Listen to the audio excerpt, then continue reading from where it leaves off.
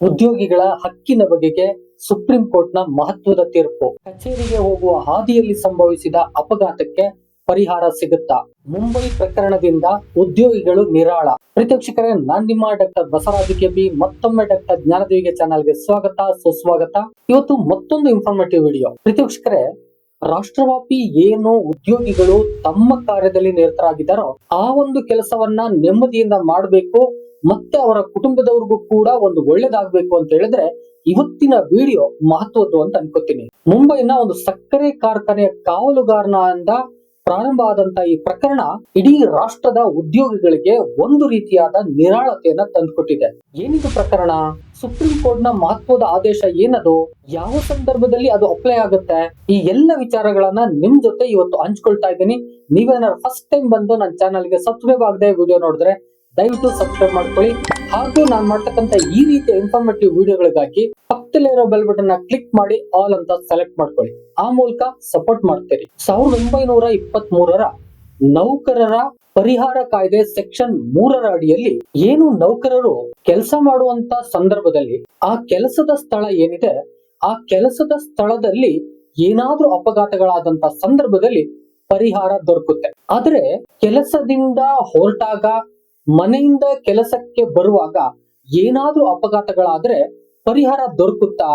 ಇದೊಂದು ದೊಡ್ಡ ಸಮಸ್ಯೆ ಆಗಿತ್ತು. ಈ ನೌಕರರ ಕಾಯ್ದೆ 1923ರಲ್ಲಿ ಬಂದ ನಂತರದಲ್ಲಿ ಇಲ್ಲಿಯವರೆಗೂ ಕೂಡ ಇಂತಹ ಪರಿಹಾರಗಳಲ್ಲಿ ಅನೇಕ ತೊಂದರೆಗಳೇ ಆಗಿದಾವೆ ಹೊರತು ಪರಿಹಾರ ಸಿಕ್ಕಿದ್ದು ತುಂಬಾ ತುಂಬಾ ತುಂಬಾ ಕಡಿಮೆನೆ. ನೌಕರನೊಬ್ಬ ತಾನು ಮನೆಯಿಂದ ಹೊರಡುವಂತ ಸಂದರ್ಭದಲ್ಲಿ ಆಫೀಸ್ಗೆ ಬರ್ಬೇಕು ಅಂತ ಹೊರಡ್ತಾನೆ, ಆಫೀಸಿಂದ ಮನೆಗೆ ಹೋಗ್ಬೇಕು ಅಂತ ಹೊರಡ್ತಾನೆ. ಇಂತಹ ಸಂದರ್ಭದಲ್ಲಿ ಏನಾದ್ರೂ ಅಪಘಾತಗಳು ಆದ್ರೆ ಆ ಒಂದು ಅಪಘಾತಕ್ಕೆ ಪರಿಹಾರ ಸಿಗಬೇಕು ಅಂತಕ್ಕಂಥದ್ದು ನೌಕರನ ಕುಟುಂಬದ ಒಂದು ಅಹವಾಲು. ಎಷ್ಟೋ ಕೇಸ್ಗಳು ಕೋರ್ಟ್ಗಳಲ್ಲಿ ಇತ್ಯರ್ಥ ಆಗದೇನೆ ಉಳಿದಿದ್ದಾವೆ. ಸಾಮಾನ್ಯವಾಗಿ ನೌಕರರು ಕೆಲಸ ಮಾಡುವ ಸ್ಥಳದಲ್ಲಿ ಏನಾದ್ರೂ ಅಪಘಾತಗಳಾದ್ರೆ, ತೊಂದರೆಗಳಾದ್ರೆ, ಅಥವಾ ಅವ್ರಿಗೆ ಏನಾದ್ರೂ ಊನಗಳಾದ್ರೆ, ಅಥವಾ ಯಂತ್ರಗಳಿಂದ ಸಮಸ್ಯೆ ಆದ್ರೆ ಅವ್ರಿಗೆ ಪರಿಹಾರ ಸಿಗುತ್ತೆ, ಎಲ್ರಿಗೂ ಗೊತ್ತಿದ್ದ ವಿಚಾರ. ಆದ್ರೆ ಆ ನೌಕರರು ಆ ಒಂದು ಕಚೇರಿಯನ್ನ ಬಿಟ್ಟು ಹೊರಗಡೆ ಬಂದ್ರೆ, ಅಥವಾ ಆ ಕಂಪನಿಯನ್ನ ಬಿಟ್ಟು ಹೊರಗಡೆ ಬಂದ್ರೆ, ಹೋಗುವ ಹಾದಿಯಲ್ಲಿ ಸಮಸ್ಯೆ ಆದ್ರೆ ಏನ್ ಮಾಡೋದು? ಆ ನೌಕರ ಬೇಕು ಅಂತ ಮಾಡ್ಕೋತಾನ? ಆ ಬೇಕು ಅಂತ ಮಾಡದೇ ಇದ್ದಂತ ಸಂದರ್ಭದಲ್ಲಿ ಅವನ ಈ ಸಮಸ್ಯೆಗೆ ಪರಿಹಾರ ಸಿಗದೆ ಹೋದ್ರೆ ಅವನ ಕುಟುಂಬದ ಗತಿ ಏನು? ಇದಕ್ಕೆ ಸಂಬಂಧಪಟ್ಟಂತೆ ಸುಪ್ರೀಂ ಕೋರ್ಟ್ಗೆ ಒಂದು ಮೊಕದ್ದಮೆ ಹೋಗಿತ್ತು. ಅಲ್ಲಿ ಜಸ್ಟಿಸ್ ಮನೋಜ್ ಮಿಶ್ರಾ ಮತ್ತು ಜಸ್ಟಿಸ್ ಕೆ.ವಿ. ವಿಶ್ವನಾಥನ್ ಅವರ ಪೀಠ ದಶಕಗಳಿಂದ ನಡೆದಂತ ಈ ಒಂದು ಕೇಸಿಗೆ ಈಗ ಒಂದು ಮಹತ್ವದ ತೀರ್ಪನ್ನ ಪ್ರಕಟ ಮಾಡಿದೆ. ಮುಂಬೈಯೊಂದರ ಸಕ್ಕರೆ ಕಾರ್ಖಾನೆಯಲ್ಲಿ ಒಬ್ಬ ಕಾವಲುಗಾರ ದುಡಿತಿರ್ತಾನೆ. ಅವನು ಪ್ರತಿನಿತ್ಯ ಎಂದಿನಂತೆ ಕಾರ್ಖಾನೆಗೆ ಬರೋದು, ಮನೆಗೆ ಹೋಗೋದು ಮಾಡ್ತಿರ್ತಾನೆ.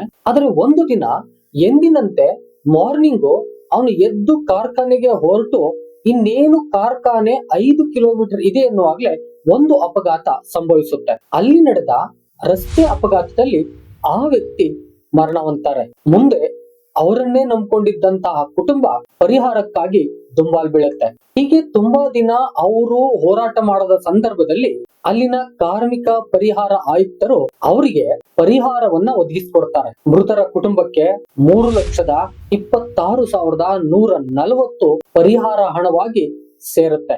ಆರಂಭದಲ್ಲಿ ಈ ಹಣವನ್ನ ಪಡ್ಕೊಂಡಂತಹ ಮೃತರ ಕುಟುಂಬ ಎಲ್ಲೋ ನಮ್ಗೆ ಒಂದಷ್ಟು ಪರಿಹಾರ ಸಿಕ್ತು ಅಂತ ನೆಮ್ಮದಿಯ ನಿಟ್ಟುಸಿರನ್ನ ಬಿಟ್ಟಿರ್ತಾರೆ. ಆದೇಶವೇನೋ ಕಾರ್ಮಿಕ ಪರಿಹಾರ ಆಯುಕ್ತಾಲಯದಿಂದ ಸಿಕ್ಬಿಡುತ್ತೆ. ಆದ್ರೆ ಮುಂದೆ ಇರೋದೇ ಟ್ವಿಸ್ಟ್. ಇದಿಷ್ಟಕ್ಕೆ ನಿಲ್ಲಲ್ಲ. 2011ರಲ್ಲಿ ಬಾಂಬೆ ಹೈಕೋರ್ಟ್ಗೆ ಒಂದು ಮೊಕದ್ದಮೆ ಹೋಗುತ್ತೆ. ಅದ್ಯಾವ್ದಪ್ಪ ಅಂತ ಹೇಳಿದ್ರೆ, ಈ ಪರಿಹಾರನ ಕೊಡುವುದಕ್ಕೆ ಆಗುವುದಿಲ್ಲ, ಈ ಪರಿಹಾರ ತೆಗೆದುಕೊಳ್ಳೋದಕ್ಕೆ ಆ ಮೃತರ ಕುಟುಂಬ ಅರ್ಹರಿಲ್ಲ. ಆ ದಿಸೆಯಿಂದಾಗಿ ಮಾನ್ಯ ಆಯುಕ್ತಾಲಯ ನೀಡಿರ್ತಕ್ಕಂಥ ಈ ಆದೇಶವನ್ನ ಹಿಂಪಡಿಬೇಕು, ಈ ಪರಿಹಾರ ಘೋಷಣೆ ಆಗ್ಬಾರ್ದು ಅಂತಕ್ಕಂಥ ಮೊಕದ್ದಮನೆ ಇಟ್ಕೊಂಡು ಈ ಬಾಂಬೆ ಹೈಕೋರ್ಟ್ಗೆ ಈ ಒಂದು ಮೊಕದ್ದಮೆ ಹೋಗುತ್ತೆ. ನಂತರದಲ್ಲಿ ಬಾಂಬೆ ಹೈಕೋರ್ಟ್ ಏನು ಈ ಆದೇಶವನ್ನ ಕಾರ್ಮಿಕರ ಪರಿಹಾರ ಆಯುಕ್ತಾಲಯ ನೀಡಿತೋ ಅದನ್ನ ರದ್ದುಪಡಿಸುವಂತೆ ಹೈಕೋರ್ಟ್ ಆರ್ಡರ್ ಮಾಡುತ್ತೆ. ಏನ್ರಿ ಮಾಡೋದು? ಕೈಗೆ ಬಂದ್ ತುತ್ತು ಬಾಯಿಗೆ ಬರ್ಲಿಲ್ಲ. ನೌಕರನ ಕುಟುಂಬ ನೌಕರನ ಮೇಲೆ ಡಿಪೆಂಡ್ ಆಗಿದ್ದಾಗ ತುಂಬಾ ಸಮಸ್ಯೆ ಆಗುತ್ತೆ. ಆ ದಿಸೆಯಿಂದಾಗಿ ಅವರು ಮಾನ್ಯ ಸುಪ್ರೀಂ ಕೋರ್ಟ್ಗೆ ಹೋಗ್ತಾರೆ. 2011ರಿಂದ ಇಲ್ಲಿಯವರೆಗೆ ಹಿಯರಿಂಗ್ಗಳು ನಡೆದು ಈಗ ಒಂದು ತೀರ್ಪು ಮಾನ್ಯ ಹೈಕೋರ್ಟ್ ಇಂದ ಸಿಕ್ಕಿದೆ. ಅದು ಎಲ್ಲರೂ ಕೂಡ ಮೆಚ್ಚುವಂತ ತೀರ್ಪು.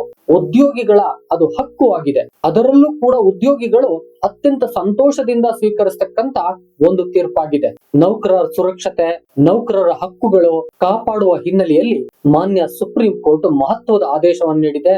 ಅದು ಉದ್ಯೋಗಿಯೊಬ್ಬ ಕೇವಲ ತಾನು ಕೆಲಸ ಮಾಡುವ ಸ್ಥಳದಲ್ಲಿ ಏನಾದ್ರೂ ಘಟನೆಗಳು ಸಂಭವಿಸಿ ಅಪಘಾತಗಳಾದ್ರೆ ಅದಕ್ಕಷ್ಟೇ ಪರಿಹಾರವಲ್ಲ, ಉದ್ಯೋಗಿಯೋರ್ವ ಮನೆಯಿಂದ ಮತ್ತು ಕಚೇರಿಯಿಂದ ಹೊರಡುವ ಸಂದರ್ಭದಲ್ಲಿ ಆದಂತ ಅಪಘಾತಗಳು, ಆ ದಾರಿಯಲ್ಲಿ ಆಗ್ತಕ್ಕಂತ ಅಪಘಾತಗಳಿಗೂ ಕೂಡ ಪರಿಹಾರ ಸಿಗಬೇಕು ಅಂತಕ್ಕಂಥದ್ದೇ ಮಹತ್ವದ ತೀರ್ಪು. ಪ್ರತ್ಯಕ್ಷಕರೇ, ಈಗ ನೀವು ಕೇಳ್ಬೋದು, ಹಾದಿ ಎಲ್ಲೆಲ್ಲೋ ಇರುತ್ತೆ, ಎಷ್ಟೆಷ್ಟೋ ದೂರ ಇರುತ್ತೆ, ಮನೆ ಎಲ್ಲೆಲ್ಲೋ ಇರ್ತಾವ, ಅವ್ರು ಹೇಗೆ ಬರ್ತಾರೋ ಮತ್ ಎಲ್ಲಿಗೆ ಹೋಗಿ ಏನೇನ್ ಮಾಡ್ಕೊ ಬರ್ತಾರೋ ಎಲ್ಲವನ್ನೂ ಕೂಡ ನಾವು ಉದ್ಯೋಗದ ಸಂದರ್ಭದಲ್ಲಿ ಅಂತ ಗ್ರಹಿಸ್ಬಿಟ್ರೆ ಏನ್ ಮಾಡೋದು ಅಂತಕ್ಕಂಥದ್ದು ನಿಮ್ಮ ಪ್ರಶ್ನೆ ಆಗಿರುತ್ತೆ. ಪ್ರತಿವೀಕ್ಷಕರೇ, ಇತ್ತೀಚಿನ ದಿನಗಳಲ್ಲಿ ಸಾರ್ವಜನಿಕ ಸಾರಿಗೆ ಆಗ್ಬೋದು, ಸ್ವಂತ ಒಂದು ವೆಹಿಕಲ್ ಆಗ್ಬೋದು, ಅಥವಾ ಕಾರ್ಖಾನೆಯ ವೆಹಿಕಲ್ ಗಳಾಗ್ಬೋದು, ಅಥವಾ ಕಂಪನಿಯ ಬಸ್ಸುಗಳಾಗ್ಬೋದು, ಇವುಗಳಲ್ಲೇ ಸಂಚರಿಸ್ತಾರೆ ಬಹುತೇಕವಾಗಿ. ಆದ್ರೆ ಉದ್ಯೋಗಿಯೋರ್ವ ಉದ್ಯೋಗಕ್ಕೆ ಹಾಜರಾಗುವ ಸಂದರ್ಭದಲ್ಲಿ ಮರಣ ಹೊಂದಿದ